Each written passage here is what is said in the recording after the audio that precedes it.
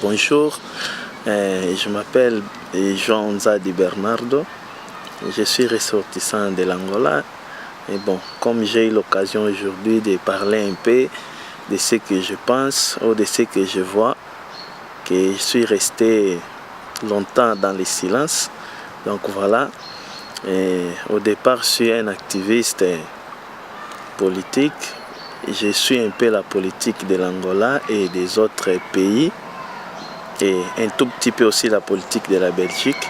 Bon, au nom de la démocratie, comme j'ai eu l'occasion de m'exprimer, c'est pour cela que je suis devant les caméras pour s'exprimer. Mais au départ, j'allais dire que je ne suis pas ennemi de quelqu'un, mais je suis ami de tout le monde. Mais comme la démocratie nous donne cette opportunité, ce droit-là de s'exprimer, j'allais m'exprimer librement, sans peur, ni quelque chose qui peut m'ennuyer. Donc voilà, c'est lui qui va écouter. Je sais que ce n'est pas tout le monde qui va aimer de ce que je vais dire, mais quand même c'est bien pour les autres. Et voilà, j'ai quitté l'Angola en 2010. Je suis ici en Belgique. J'ai fait déjà 4 ans ici. Et j'allais dire quelque chose qui est simple. Pas contre quelqu'un, pas pour quelqu'un, mais j'ai dit simplement que c'est la vie quotidienne qu'on passe ici et les passés qu'on a vu dans notre pays et comment les choses ça marche actuellement.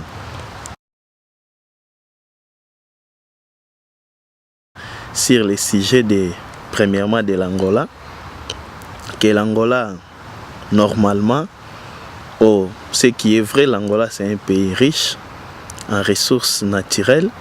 Il y a du pétrole, diamant, il y a tout. Mais ce qui est lamentable, le peuple angolais, c'est un peuple qui vit dans la précarité.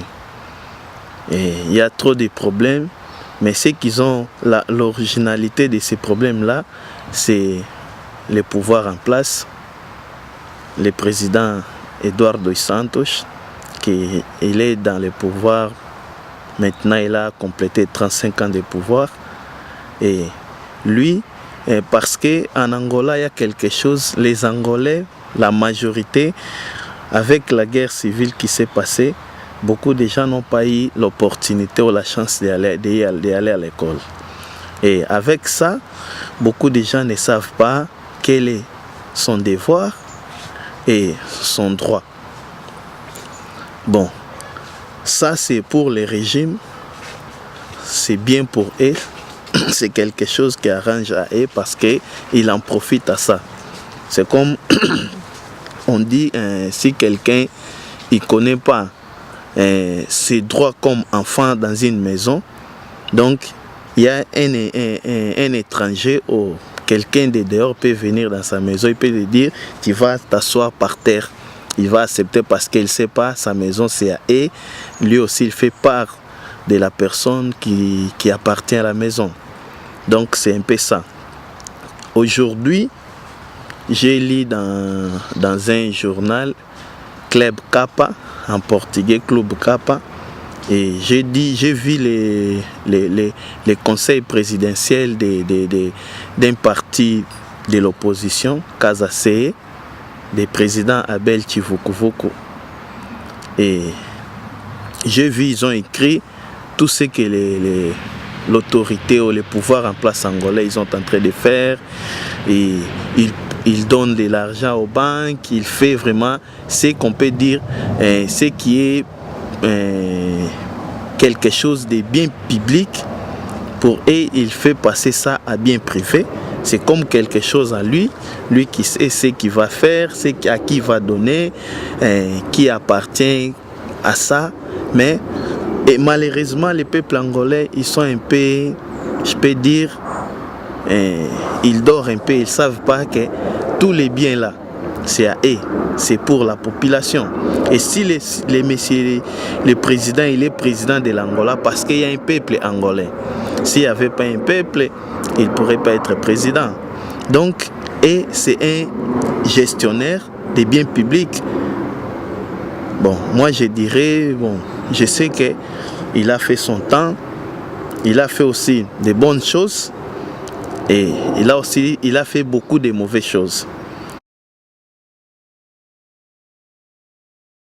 Bon, lui c'est un dictateur, en vrai, parce qu'il détient le pouvoir absolu. Il a tout le pouvoir en lui. Et donc, avec le pouvoir, il fait les habits de pouvoir avec ses familles, ses enfants, tout. Aujourd'hui en Angola, si vous voulez faire quelque chose comme business, il faut passer premièrement à sa fille aînée, Isabelle dos Santos. Si elle est d'accord avec toi, ok. Si vous allez vous se mettre d'accord avec les pourcentages et tout, sinon, tu ne peux pas faire ce que tu en as besoin. Donc tout ça, c'est pas évident pour un peuple.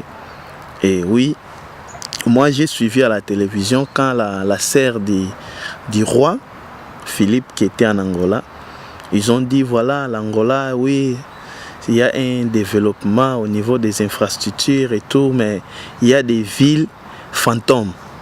Il y a des belles maisons, personne n'habite. Pourquoi? Ça, c'est pour encore dire que toutes ces choses-là qu'ils font, ce n'est pas pour le peuple angolais. Parce que si c'était pour le peuple allait habiter. Mais ce sont des maisons qui, vraiment, ça coûte cher, pas même dans la vie des citoyens. Il y a des gens qui, je ne sais pas combien ils gagnent. Ils gagnent 0,000. Durant toute sa vie, parfois, il n'arrivera jamais à prendre cet argent-là qui coûte la maison pour acheter la maison. Mais or, quand on dit un pays, il développe, le premier développement, c'est au niveau de l'éducation, la santé, au niveau des... Bon, il faut vraiment investir à l'homme. Parce que l'homme, c'est le moteur de tout. Mais si en Angola, au lieu de faire des écoles qui va donner l'éducation qualitative, mais ils font des fabrications de boissons alcooliques pour encore donner l'alcool au peuple angolais, pour ne pas savoir ce que ça se passe en vrai. Mais tout ça, on a vu un exemple de Mobutu au Congo, ex-Zaïre. Il a fait ce qu'il voulait, mais toute chose a sa fin. Mais quand ça a pris fin, aujourd'hui, voilà, je ne sais pas, je ne connais pas sa famille, mais je crois bien qu'ils sont malheureux. Je trouve ça un peu injuste parce que la majorité des dirigeants, leurs enfants, ils ne font pas l'école en Angola. Ils sont à l'extérieur, les autres aux États-Unis d'Amérique, les autres en Europe, les autres en Afrique du Sud, là où il y a l'éducation qualitative. Qu'une personne, quand il fait l'école là-bas, après, voilà, pour trouver l'emploi, c'est facile et tout, mais les peuples des pauvres. Donc, il y a, comment je peux dire, la culture là-bas, les pauvres, ils deviennent plus en plus pauvres et les riches deviennent plus en plus riches.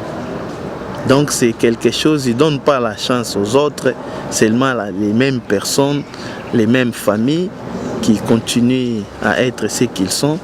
Et bon, les pauvres, où ils vont aller.